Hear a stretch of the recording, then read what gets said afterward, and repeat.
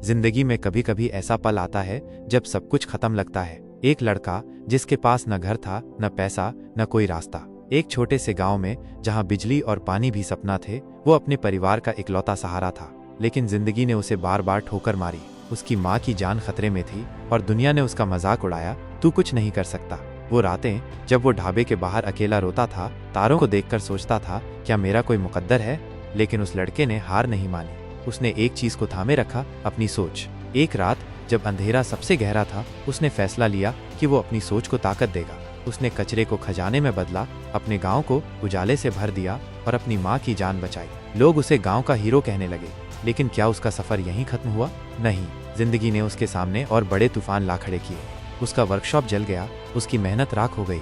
दुश्मनों ने उसे तोड़ने की हर कोशिश की। लोग बोले, अब बस कर, तू हार गया। लेकिन उस लड़के ने फिर वही किया जो वो सबसे अच्छा करता था, अपनी सोच को और बड़ा किया। उसने न सिर्फ अपने गांव को बल्कि पूरे जिले को बदल डाला। कौन था वो लड़का और क्या थी वो सोच? ये है आरव की कहानी। एक ऐसी कहानी जो सिखाती है कि अगर सोच में आग हो तो कोई तूफान, कोई अंधेरा आपको रोक नहीं सकता। आरव का जन्म एक छोटे से गांव में हुआ जहां बिजली और पानी भी मुश्किल से मिलते थे। उसके पिता मजदूर थे और माँ बीमारी से जूझ रही थी। 10 साल की उम्र में पिता का देहांत हो गया और परिवार का बोझ माँ पर आ गया। लेकिन माँ की बीमारी ने उन्हें बिस्तर पर ला दिया। आरव को स्कूल छोड़कर ढाबे पर बर्तन धोने का काम शुरू करना पड़ा। वो दिन रात मेहनत करता, लेकिन उसके मन में एक सपना था, अपने गांव को बदलना। वो चाहता था कि हर बच्चे को पढ़ाई मिले, हर घर में बिजली हो और कोई भूखा न सोए। ढाबे पर काम करते वक्त वो रात को ढाबे के मालिक की पुरानी किताबें पढ़ता। उन किताबों में वो कहानियां थीं जहां लोग अपनी मेहनत और सोच से दुनिया बदल देते थे। 16 साल की उम्र में जिंदगी ने आरव को सबसे बड़ा झटका दिया। माँ की हालत बिगड़ गई और डॉक्टर ने कहा 2 लाख रुपए का ऑपरेशन नहीं हुआ तो वो बच नहीं पाएंगी। 2 लाख रुपए आरव के लिए किसी पहाड़ से कम नहीं थे। उसने गांव वालों से मदद मांगी, लेकिन लोग हंसे। बर्तन धोने वाला इतने पैसे कहाँ से लाएगा? एक रात ढाबे के बाहर बैठा वो रो रहा था। आसमान में तारे चमक रहे थे, लेकिन उसकी जिंदगी में सिर्फ अंधेरा था। तभी उसे ढाबे के मालिक की बात याद आई। बेटा, दुनिया तेरे हालात देखती है, लेकिन तू अपनी सोच देख। जैसा तू सोचता है वैसा तू बनता है। उस रात आरव ने हार नहीं मानी। उसने सोचा, मेरे पास पैसा नहीं, लेकिन मेरी सोच है। मैं कुछ ऐसा करूंगा जो इस गांव ने पहले नहीं देखा। उसने ढाबे पर आने वाले ट्रक ड्राइवरों से बात की और देखा कि गांव में लोग पुराने टायर फेंक देते थे। आरव को आइडिया आया, क्यों न इन टायर से कुछ बनाया जाए। उसने YouTube पर वीडियोस देखे और सीखा कि टायर से फर्नीचर, गमले और झूले बन सकते हैं। उसने गांव के बच्चों को इकट्ठा किया और टायर जमा करने शुरू किए। रात भर मेहनत करके उसने टायर्स को रंग कर, काट कर खूबसूरत चीजें बनाई। ढाबे पर उसने एक स्टॉल लगाया। ट्रक ड्राइवरों को उसका आइडिया पसंद आया और वो सामान शहरों में ले जाने लगे। पहले महीने में 10,000 रुपए आए। आरव ने हिम्मत नहीं हारी।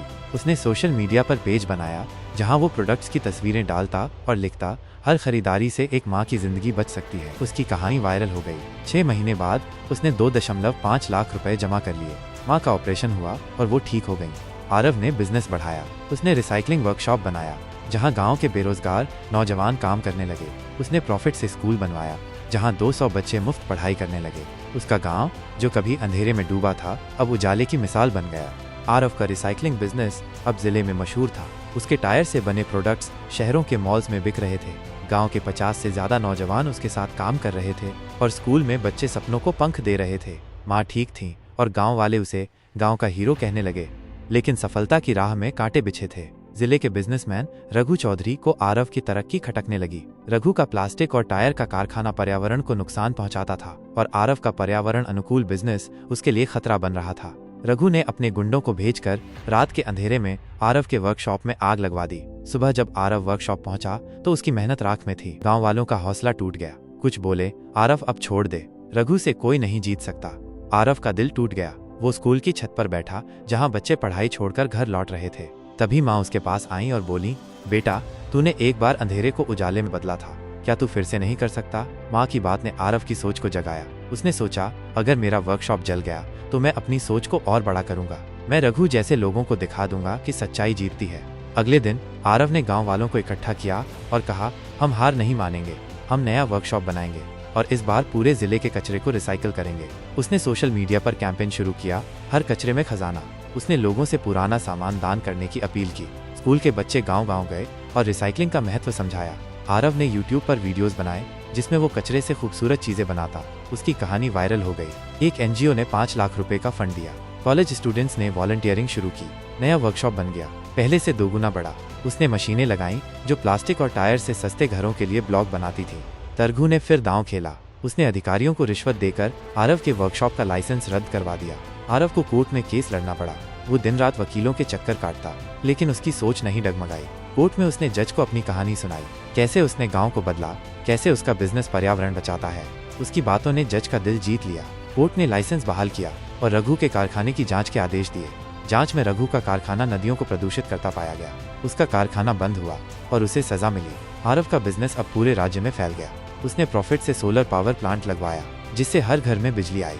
उसका स्कूल अब 500 बच्चों को मुफ्त शिक्षा देता है। उसने अस्पताल बनवाया, जहां गरीबों का मुफ्त इलाज होता है।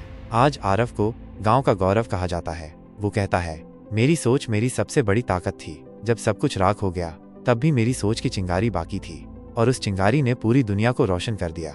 दोस्तों, आरव की कहानी हमें सिखाती है कि जिंदगी चाहे कितने भी तूफान दे, आपकी सोच उसका उजाला बन सकती है। हालात आपको नीचे गिरा सकते हैं, लेकिन आपकी सोच आपको आसमान छूने की ताकत देती है। तो आज से अपनी सोच को ताकत दो और अपनी दुनिया को बदल डालो।